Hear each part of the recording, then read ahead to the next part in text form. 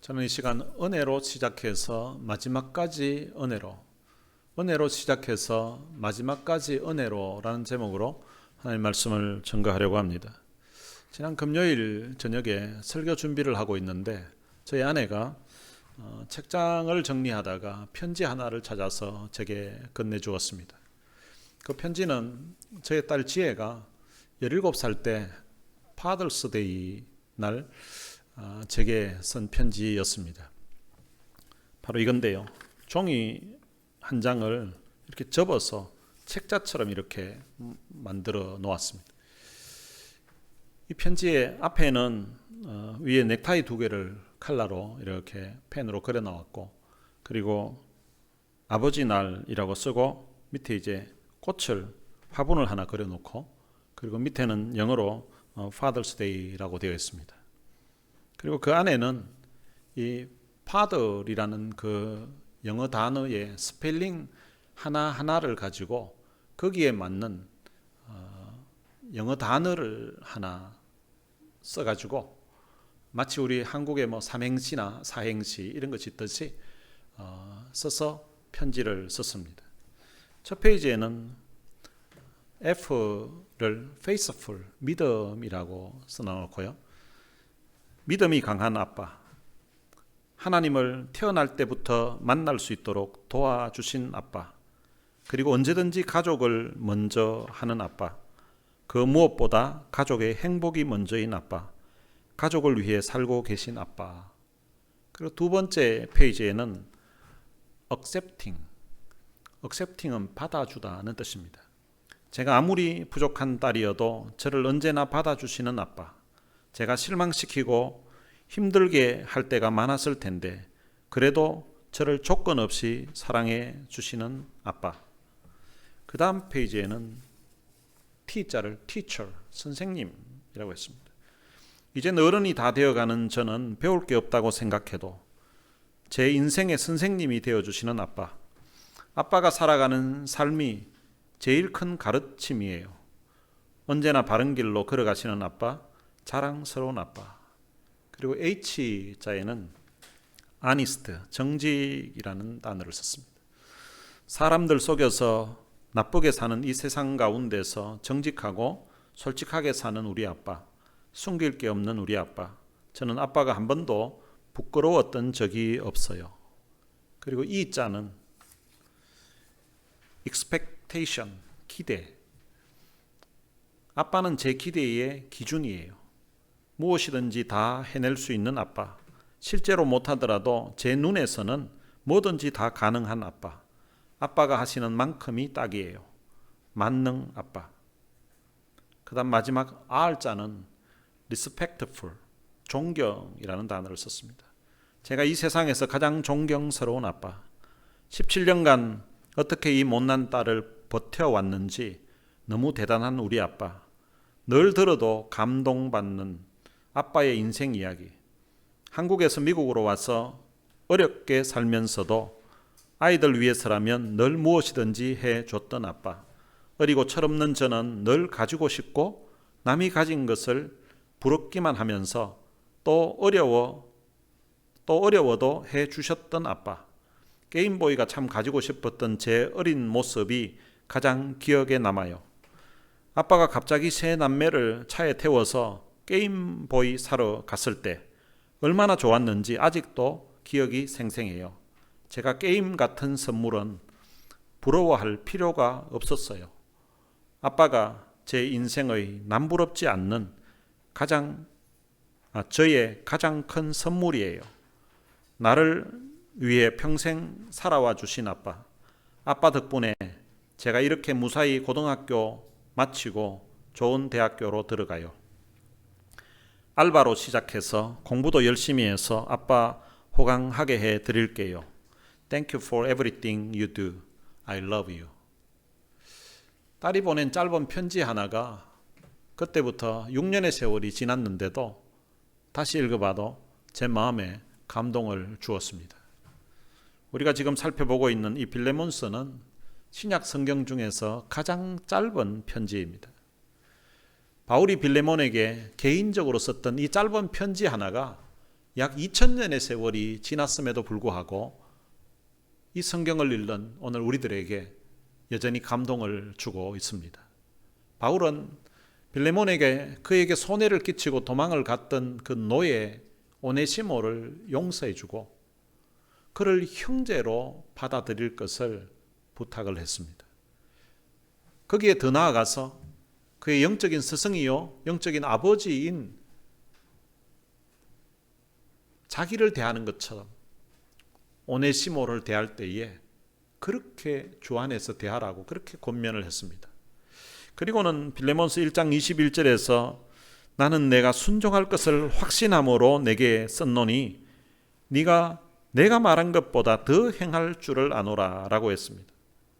바울은 빌레몬이 자신의 그 호소에 순종할 것을 확신한다고 그렇게 말을 했습니다. 그리고 한 걸음 더 나아가서 바울은 자기가 말한 것보다 더 행할 줄을 안다고까지 했습니다. 이것은 평소에 빌레몬이 어떤 사람이었는지를 바울이 잘 알기 때문에 이렇게 말을 할 수가 있는 것입니다. 어떤 사람은 일을 시켜보면 시키는 그것만 하는 사람이 있습니다. 그런데 어떤 사람은 일을 시켜보면 시키는 그것도 잘 못하는 사람도 있습니다. 그런데 어떤 사람은 일을 시켜보면 시킨 그것뿐만 아니라 거기에 더해서 하는 그런 사람도 있습니다. 빌레몬이 바로 그런 사람이었습니다. 바울이 빌레몬에게 기대하는 것은 빌레몬이 오네시모에게 얽매여 있는 이 종이라는 노예라는 신분 자체를 풀어주는 것입니다. 주인에게 피해를 준 도망간 노예, 그 죄인의 신분뿐만 아니라 노예의 신분에서 완전히 벗어나서 오네시모로 하여금 이제는 자유인으로서 마음껏 복음을 위해서 일하고 있는 그 바울 곁에서 바울을 도와서 주를 위해서 헌신할 수 있도록 하는 것이 바울이 기대하고 있는 바입니다. 사실 이 정도까지 받아들이기 위해서는 이 빌레몬의 마음 그릇이 상당히 커야 됩니다. 바울은 오네시모를 위해 빌레몬에게 부탁할 내용은 이제 21절까지로 마쳤습니다. 이제 편지를 마무리하면서 바울은 빌레몬에게 요구하는 것이 또 한 가지가 더 있습니다. 오늘 본문 22절에 보면 오직 너는 나를 위하여 숙소를 마련하라 라고 합니다. 이 숙소는 NIV 영어 성경에 보니까 게스트룸이라고 되어 있습니다. 그러니까 손님이 그할 방을 의미하는 것입니다. 바울이 빌레몬에게 자신이 그곳에 가게 되면 자신이 그할 방을 마련하라고 부탁하는 것입니다. 빌레몬이 바울을 위해 방을 준비한다는 의미는 그냥 집에 있는 방 하나 내주는 그것을 의미하는 것이 아닙니다.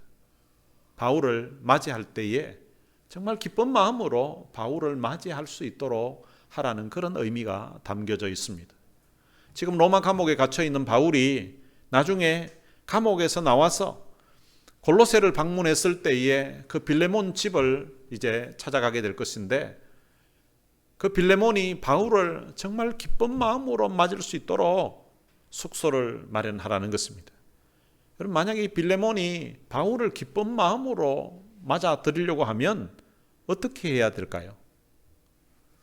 바울이 부탁한 것을 빌레몬이 다 들어줬으면, 바울이 생각하고 있는 것 이상으로 했으면 이 빌레몬은 바울을 정말 기쁜 마음으로 맞아들일 수가 있을 것입니다. 그런데 바울이 어쩌면 이처럼 간곡하게 호소했음에도 불구하고 빌레몬이 바울의 그 부탁을 거절했다면 오네시모를 용서하지 못하고 어떻게 내 노예인 신분이 어떻게 내게 손해를 끼치고 도망을 갈 수가 있냐고, 노예와 나는 신분 자체가 다르다고 하면서 바울의 그 부탁을 거절했다면 바울의 얼굴을 보기가 아마 편하지 않았을 것입니다. 바울이 빌레몬에게 자기를 위해 숙소를 마련하라고 한 것은 빌레몬이 바울의 그 부탁한 대로 오네시모를 받아들이라는 그런 의미가 포함되어 있는 것입니다. 바울이 빌레몬에게 오네시모를 용서해주고 형제로 받아들이라고, 더 나아가서 자기에게 손해를 끼친 노예를 자기의 영적인 스승이요 영적인 아버지인 바울을 대하듯이 그렇게 하라고 한 것은 사실 이게 현실적으로는 실천하기가 쉬운 일이 아닙니다. 그럼에도 불구하고 바울은 빌레몬이 그 정도까지의 부탁도 충분히 받아들일 것이라고 확신하고 있다고 그렇게 말하고 있습니다. 하나님은 빌레몬서를 통하여서 오늘 우리 성도들이 형제가 잘못했을 때에 그 형제의 잘못을 용서하고 그 형제를 사랑하는 그 수준이 어느 정도까지 가야 되는가, 거기에 목표, 모델을 우리에게 보여주고 있는 것입니다. 마태복음 18장에 보면 베드로가 예수님에게 물었습니다. 주여, 형제가 내게 죄를 범하면 몇 번이나 용서하여 주리까? 7번까지 하오리까? 이렇게 질문을 해놓고는 이 베드로가 스스로 답을 또한 제시를 했습니다. 그 당시 유대인의 그 선생이라고 불리는 랍비들은 형제가 죄를 범하면 3번까지 용서해 주라고 그렇게 하였다고 합니다. 여러분, 3번도 사실은 쉬운 일은 아닙니다. 그런데 7번까지 하면 되겠습니까? 라고 물었던 이 베드로의 그 답변은 엄청난 숫자예요. 랍비들이 이야기했던 3번보다 2배가 많은, 2배 하면 6번이잖아요. 거기에다가 1번 더 많은, 이 정도면 충분하지 않겠습니까? 라는 의미가 담겨져 있습니다. 그런데 예수님은 베드로가 어쩌면 그런 질문을 할 때에 은근히 칭찬을 기대했을 것 같은데, 예수님은 형제가 죄를 범할 때에 70번씩 7번이라도 용서하라고 그렇게 말씀하셨습니다. 여러분, 70번씩 7번이면 490번이에요. 그러니까 490번이라도 용서하라는 것입니다. 490번이라도 용서하라는 말은, 그러면은 형제가 잘못했을 때에 이것을 하나씩 카운트를 해서 490번까지는 용서해 주고 491번째부터는 용서해 주지 말라는 그런 말일까요? 이 말은 형제가 잘못했을 때에 얼마든지 용서해 주라는 그런 의미입니다. 주님은 이런 용서가 어떤 의미인지를 설명하기 위해서 한 가지 비유를 들어서 설명을 합니다. 1만 달란트 빚진 사람이 있었는데요. 이 사람은 빚을 너무 많이 져서 그 주인이 자신의 몸과 그리고 아내 그리고 자식까지 종으로 팔겠다고 그렇게 말하고 있습니다. 그런 상황, 그 비참한 상황에서 이 사람이 주인에게 엎드려서 절을 하면서 내게 좀 참아달라고, 그리고 앞으로 다 갚겠다라고 그렇게 말을 합니다. 근데 사실 이 사람이 다 갚겠다고 했지만 1만 달란트라는 금액은 그 당시 종의 신분으로 아무것도 없는 상태에서 자기가 노력한다고 갚을 수 있는 금액이 아닙니다. 그때 이 주인이 그 종을 불쌍히 여겨서 놓아 보내주면서 그 빚을 다 탕감해 주었습니다. 그런데 이 사람이 1만 달란트를 탕감을 받고서 그 주인을 떠나서 가던 중에 자기에게 100데나리온 빚을 진 동료 한 사람을 만났습니다. 그리고는 그 동료의 목을 잡고서 빚을 갚으라고 했습니다. 그 동료가 엎드려서 간구를 합니다. 내게 참아주십시오. 내가 갚겠습니다. 라고 했습니다. 이 100데나리온이라는 것은 시간만 주고 그리고 그 사람이 노력만 하면 얼마든지 갚을 수 있는 금액입니다. 그런데 이 사람은 그 동료에게 갚을 시간도 주지 않고 그 동료를 옥에 가두었습니다. 1만 달란트와 이 100데나리온은 우리가 사용하는 화폐 단위가 아니라서 이게 얼마나 큰지 이게 실제 와닿지 않을 수가 있습니다. 100데나리온은 노력하면 갚을 수 있는 금액이지만 1만 달란트는 아무리 노력해도 갚을 수 없는 금액입니다. 1만 달란트가 얼마나 큰 돈인가 하면 1달란트가 6천 데나리온입니다. 한 데나리온은 그 당시 노동자들의 하루 품삯입니다. 1만 달란트를 지금 우리가 사용하는 이 화폐 단위로 한번 계산을 해보면 하루 품삯을 지금 캘리포니아 최저임금이 시간당 15불이잖아요. 그럼 15불로 계산을 하면 그때 당시는 12시간을 일해야 하루 종일 일하는 건데 지금 우리 상황에 하루 8시간 일하면 풀타임 일한다고 하니까 8시간 곱하기 15를 하면 하루에 한 120불 정도 되는 거예요. 하루 일당이. 그럼 이 하루 일당에다가 6천을 곱하고요. 1달란트가 6천 데나리온이기 때문에 거기에다가 1만 달란트니까 거기에 또 만을 곱해야 됩니다. 그러니까 120 곱하기 6천 곱하기 만이에요. 그러면 이게 금액이 얼마 되는가 하면 72억 달러예요. 72달러가 아니고 72억 달러예요. 이래도 별로 이게 도대체 어떤 금액인지 상상이 안 가죠. 이게 지금 오늘 1달러가 한국 돈으로 이게 환율로 바꾸면은 1429원 13전이더라고요. 뒤에 13전 빼고 1429원으로 72억 달러를 이걸 환산을 하면 한국 돈으로 10조 2888억 원이에요. 그럼 100데나리온은 얼마인가 하면 100데나리온은 하루 일당 120불로 계산하면 이게 이제 12,000달러예요. 그럼 12,000달러를 한국 돈으로 계산을 하니까 1,714만 8천 원이었습니다. 사실 이 돈도 작은 돈은 아니죠. 그렇지만 10조 2,888억에 비하면 1,714만 8천 원이라는 이 돈은 사실은 은행 이자로 계산하면 이거 몇 시간, 몇 분 이자밖에 안 될 거야. 자기는 10조가 넘는 엄청난 돈을 탕감을 받았는데 2천만 원도 되지 않는 그 돈 안 갚는다고 동료를 옥에 쳐넣었습니다. 그것도 갚겠다고 시간만 주면 갚겠다고 애원하면서 사정을 하고 있는 자기 동료를 옥에 넣어버렸습니다. 그것을 보고 있던 다른 동료들이 이 사실을 그 주인에게 그대로 고했습니다.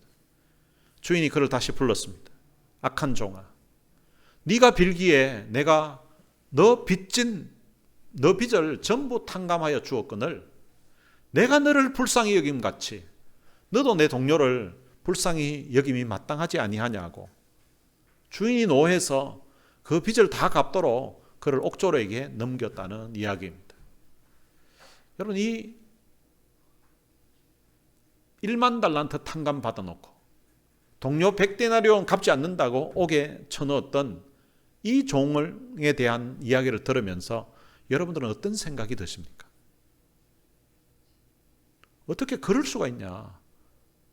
자기는 그만큼 탕감 받아놓고 동료를 어떻게 감옥에 그렇게 쳐넣냐고 이렇게 생각하면서 그 악한 종을 향하여서 분노하는 그런 마음이 생기지 않습니까? 여러분, 이 종이 누구를 가리키는지 아십니까? 여러분, 이 악한 종과 같은 사람이 바로 오늘 우리들이에요. 왜 그런가 하면 우리는 하나님께로부터 엄청난 죄악의 빚을 탕감받았습니다. 우리가 일평생 노력해도 우리가 애를 써도 우리의 공로로는 갚을 길이 없는 죄의 빚을 하나님으로부터 예수 그리스도로부터 우리가 탕감을 받은 것입니다.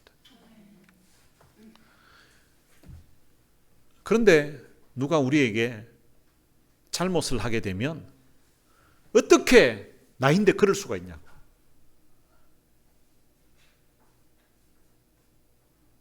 내가 어떤 은혜를 베풀어 줬는데 어떻게 나인데 그러냐고 하면서 용서하지 못하고 있는 그런 사람들, 그런 일들이 있습니다. 사실 형제가 우리에게 한 잘못이 상당히 클 수 있습니다. 오늘 본문에 있는 그 100데나리온을 지금 우리 돈으로 환산하니까 12,000달러 정도가 되니까 12,000달러, 그게 적은 돈이 아니잖아요. 그러나 72억 달러에 비하면 그 12,000달러는 사실은 돈도 아닙니다.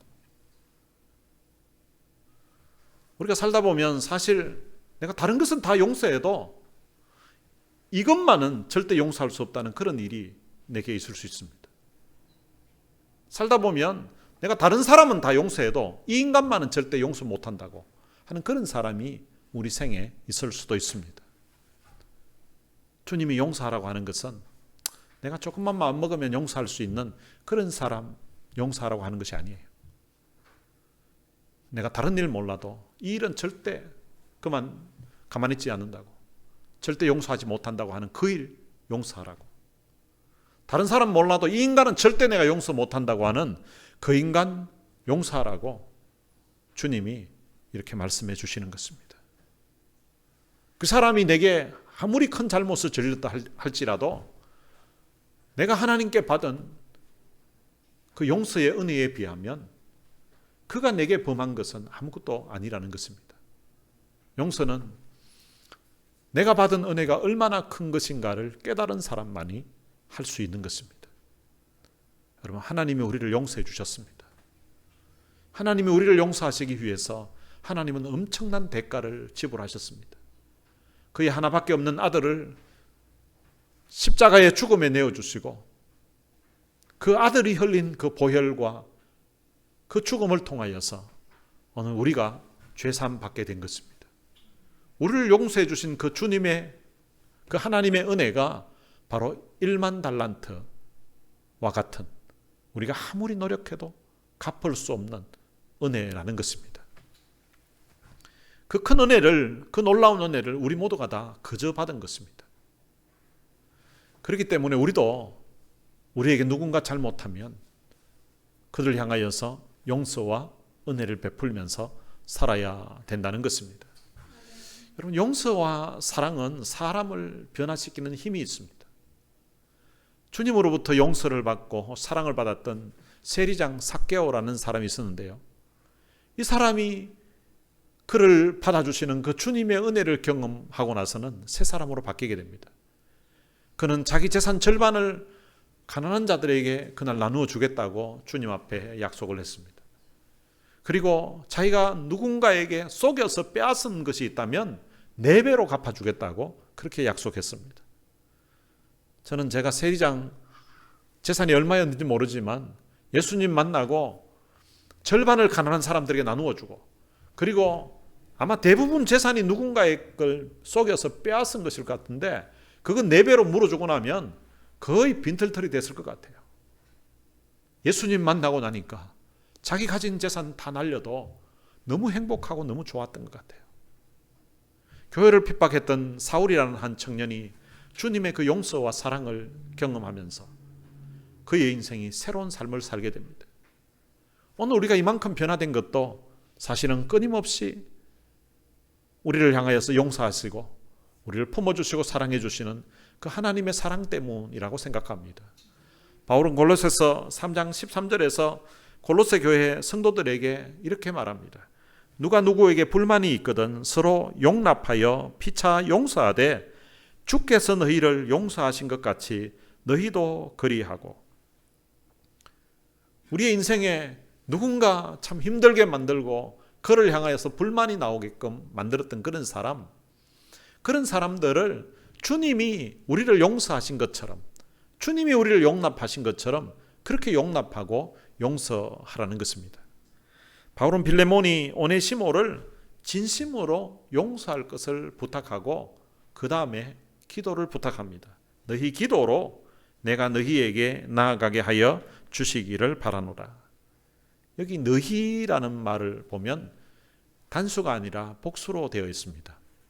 바울은 지금 이 빌레몬에게 편지를 쓰는데 빌레몬뿐만 아니라 그의 아내 아비아와 그리고 그의 아들 아기포 그리고 골로새 교회 성도들의 기도를 부탁하고 있는 것입니다. 바울은 골로새 교회 성도들이 자신을 위해서 합심해서 기도하면 하나님께서 이 로마 감옥에서 풀려나게 해주실 것을 지금 확신하고 있는 것입니다.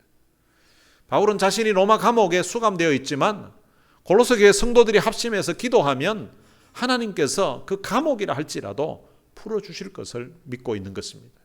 그런 기도에는 능력이 있습니다.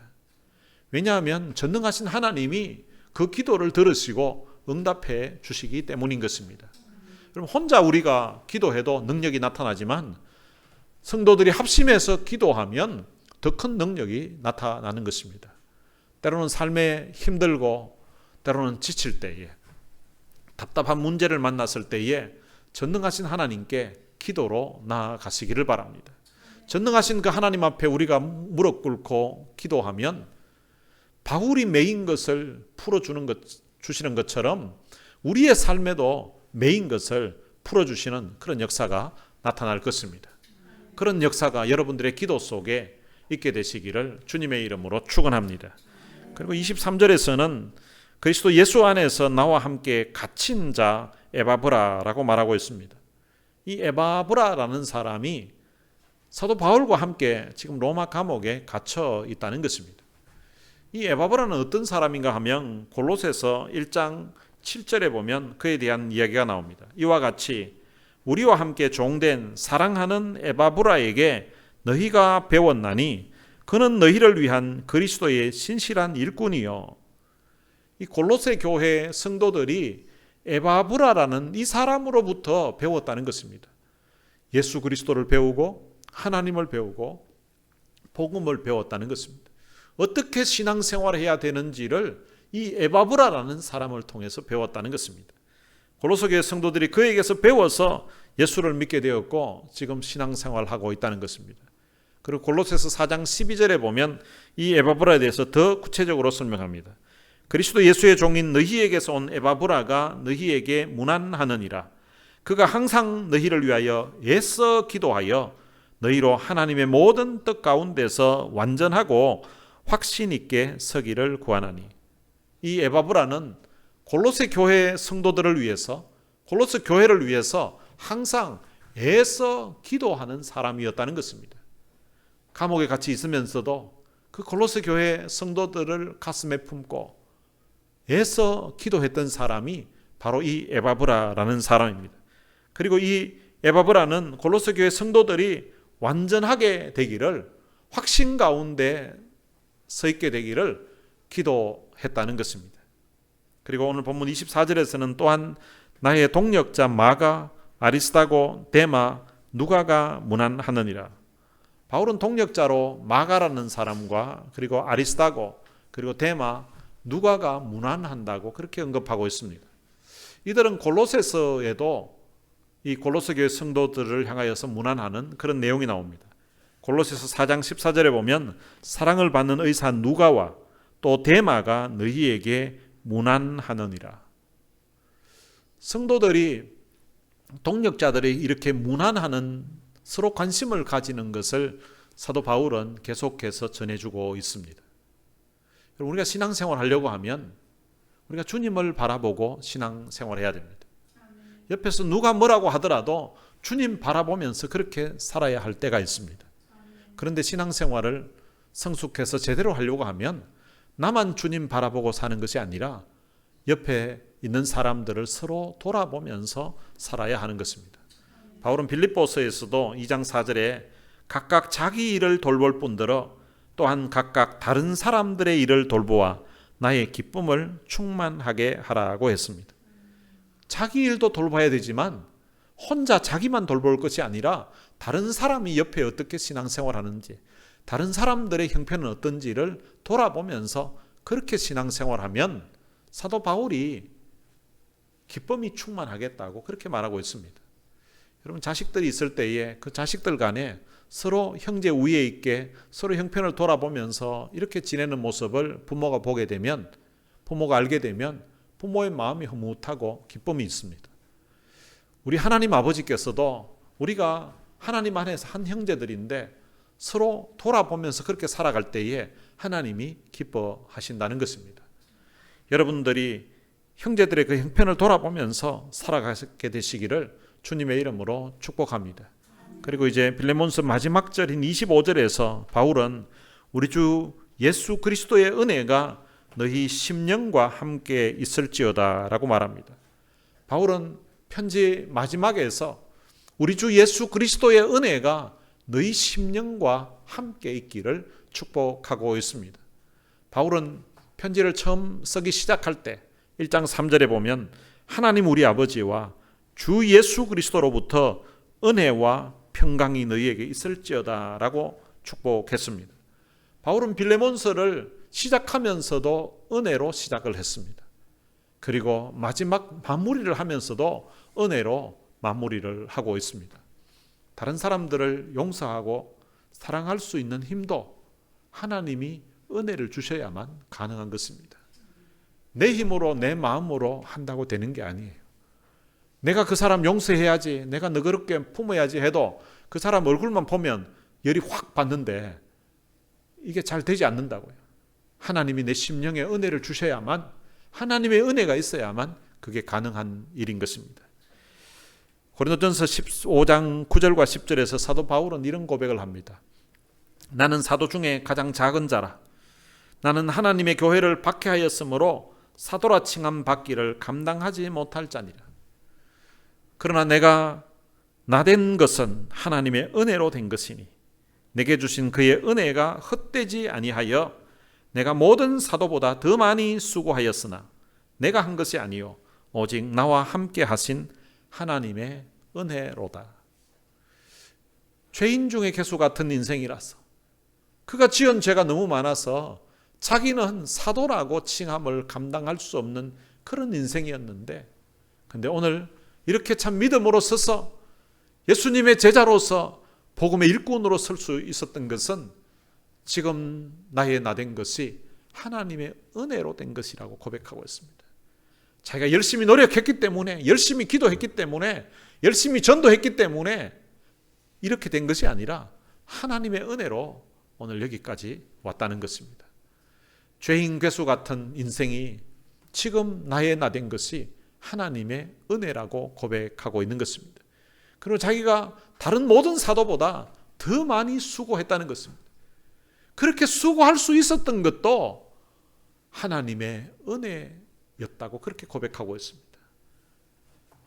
여러분들이 신앙생활 하면서 혹시 지금까지 주님을 위해서, 교회를 위해서 열심히 봉사하고 또 헌금도 많이 하고 주를 위해서 충성했습니까?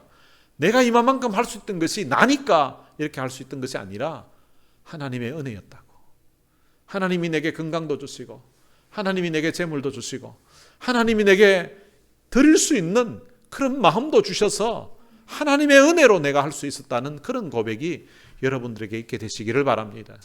우리의 삶도 뒤돌아보면 사실은 시작부터도 하나님의 은혜였고 여기까지 올 수 있었던 것도 하나님의 은혜인 것입니다.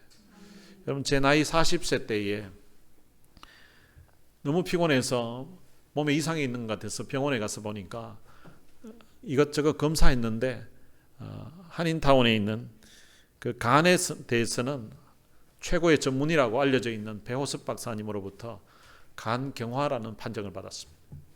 그때 당시 B형 간염 바이러스가 피 1ml에 3,800만 마리가 넘는 바이러스가 있었습니다. 그러고 나서 이제 새벽에 와서 하나님 앞에 기도를 했습니다. 하나님, 히스기야의 생명을 연장시켜주셨던 그 하나님이 내 생명도 좀 연장시켜달라고. 의사는 간경화라고 하는데 하나님이 어떻게 좀 해결해달라고, 하나님이 좀 치유해달라고 눈물로 하나님 앞에 하나님의 은혜를 구하면서 기도했습니다. 의사 선생님이 3개월 후에 다시 피검사를 해보자고 하더라고요. 그래서 3개월 후에 다시 피검사하면서 그 B형 간염 바이러스가 이제 몇 마리 있는지 검사를 하는데요. 그 검사 비용만 해도 그 당시에 한 200불이 넘었어요. 검사를 하는데 3개월 후에 검사했을 때에 그 B형 간염 바이러스 숫자가 제로로 나왔습니다. 그리고 3개월 뒤에 다시 해보자고 했는데 3개월 뒤에 또 제로로 나왔어요. 그래 몇 번 3개월 뒤에 하다가 그 다음부터는 이제는 6개월마다 해도 될 것 같다고, 6개월 뒤에 하자고. 6개월 뒤에 했는데 또 제로로 나온 거예요. 그 6개월 또 몇 번 하더니 이제부터는 1년마다 한 번씩 검사하면 될 것 같다고. 1년마다 하는데 지난 주 중에 피검사를 했습니다. 근데 어제 설교 준비를 하고 있는데 그 피검사하는 데서 이메일로 이제 확인이 가능하다고 결과가 나온 거예요. 16년째였는데요. B형 간염 바이러스 숫자가 제로로 나왔습니다. 히스기야는 자기 생명 연장시켜달라고 눈물로 하나님 앞에 기도했는데 하나님이 그의 생명을 15년 연장시켜 주셨는데 히스기야처럼 제 생명도 좀 연장시켜달라고 했는데 하나님은 올해로 16년째 연장을 시켜주고 있습니다. 뒤돌아보니까 모든 것이 하나님의 은혜였습니다. 여러분들도 여러분들의 인생을 문득문득 뒤돌아볼 때에 나의 나 된 것이 하나님의 은혜입니다. 여기까지 올 수 있었던 것도 하나님의 은혜입니다. 라는 이런 고백이 여러분들의 심령에, 여러분들의 입술에 늘 있게 되시기를 주님의 이름으로 축원합니다. 오늘 들은 말씀 생각하면서 찬양을 한 곡 부르고 싶습니다. 하나님의 은혜라는 찬양입니다. 나를 지으시니가 하나님, 나를 부르시니가 하나님, 나를 보내시니도 하나님, 나의 나 된 것은 다 하나님의 은혜라. 나의 달려갈 길을 다 가도록, 나의 마지막 호흡 다 하도록 나로 그 십자가 품게 하시니 나의 나 된 것은 다 하나님 은혜라. 뒷부분 가사 내용이 감동적인 것 같아요. 한량 없는 은혜, 갚을 길 없는 은혜, 내 삶을 애워 사는 하나님의 은혜, 나 주저함 없이 그 땅을 밟음도 나를 붙드시는 하나님의 은혜. 어제 이 찬양을 불렀던 박종호 장로님 유튜브로 검색을 해서 그분의 간증을 들어봤습니다. 이분이 유학생 시절 이 찬양을 이제 곡을 불러서 지었는데 이 찬양 그 CD를 제가 처음 구해가지고 이 곡이 너무 마음에 와닿는 거예요. 그래서 차에 그 당시에 CD에 꼽아가지고 차를 탈 적마다 늘 들었습니다. 근데 이게 오랫동안 듣고 나니까 나중에는 이 CD가 튀어가지고 더 이상 들을 수가 없을 정도까지 듣게 되었습니다. 근데 이분이 이 찬양 불렀는데요. 근데 이분이 나중에 간암이 됐어요. 간암이라서 의사가 이제 끝났다고, 더 이상 어떻게 할 길이 없다고, 간 이식 외에는 살 길이 없다고 이랬는데 그의 딸이 그 아빠 간하고 맞는 거예요. 그래서 딸 간을 이식을 해가지고 이분이 이제 아주 건강한 모습. 이 찬양할 때는요 120kg 하여튼 아주 체격이 좋은 뭐 그런 사람이었는데 이 간을 자기 간 다 드러내고 간 이식하면서 이게 체중이 줄어가지고요 40kg가 빠졌다는 거예요. 그래서 지금은 78kg인가 80kg 정도 되는 아주 날씬한 분으로 이렇게 바뀌어져 있는 거예요. 참 하나님의 은혜였다. 그분이 건강할 때에도 하나님의 은혜 노래하면서 찬양했는데 그렇게 하나님의 은혜를 간증하고 돌아다녔더니 간암으로 죽을 상황이 됐는데도 하나님의 은혜를 베풀어 주셔서 건강한 새 인생을 산다고 하더라고요. 오늘 들은 말씀 생각하면서 빌레몬스 시작부터 그리고 마지막까지 하나님의 은혜였다면 어쩌면 오늘 우리 인생의 시작도 오늘 여기까지 온 것도 아니면 우리 인생이 마치는 그날까지도 오늘 하나님의 은혜로 살아갈 것입니다. 우리 인생 가운데 베풀어 주신 그 하나님의 은혜를 생각하면서 같이 찬양하시겠습니다.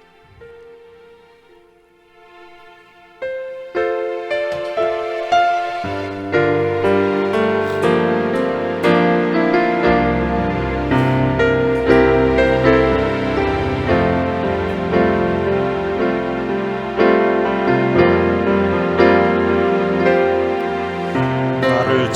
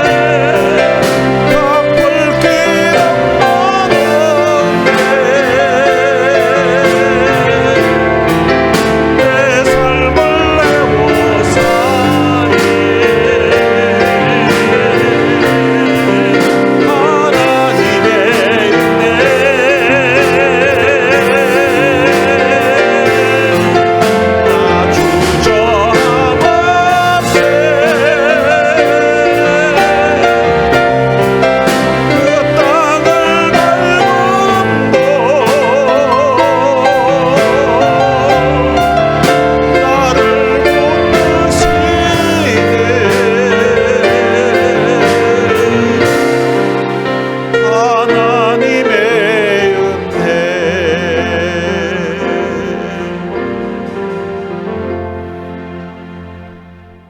들은 말씀 생각하면서 이제 같이 한번 기도했으면 좋겠습니다. 지금까지 지내온 것이 하나님의 은혜입니다. 그리고 내게 아픔을 준 사람, 내게 손해를 끼친 사람, 그 사람을 용서하고 그리고 사랑하고 싶어도 사실은 내 힘으로 잘 안 됩니다. 하나님, 내게 은혜를 베풀어 주옵소서. 하나님이 나를 용서하셨던 것처럼, 주님이 나를 받아주셨던 것처럼 나도 그들을 용서하고 받아들일 수 있도록 해 주옵소서. 원망하고 불만이 있는 모든 것들을 용서하는 그런 마음을 내게 주옵소서. 내 삶의 내 심령에 하나님 시작부터 그리고 마지막까지 하나님의 은혜로 채워 주옵소서. 하나님의 은혜로 덮어 주옵소서. 들은 말씀 생각하면서 이 시간 다 같이 통성으로 기도하시겠습니다. 살아계신 아버지 하나님, 은혜를 감사합니다. 많은 사랑 가운데 저희들을 선택해서 하나님의 귀한 자녀로 삼아주시고 감사합니다. 용서받을 자녀로 용서받을 가치 없는 그런 인생이었는데, 그런 허물 많은 우리 인생들을 주님이 불쌍히 여기시고 주님이 긍휼히 여기셔서 우리의 모든 죄와 허물들을 주님이 용서해 주신 것 참으로 감사합니다.